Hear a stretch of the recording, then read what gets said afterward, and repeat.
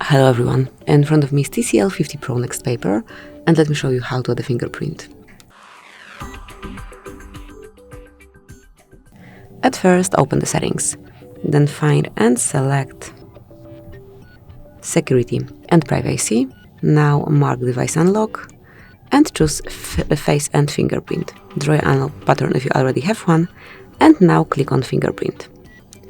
Tap on Add Fingerprint, and it's time to add it, so just mark your fingerprint sensor, which is over here on your power button, and keep tapping till your fingerprint is fully added. Tap on Done, and as you can see, from now on you will be able to unlock your device with this fingerprint only. Obviously you can also use this backup pattern. Thank you for watching, please subscribe our channel and leave the thumbs up.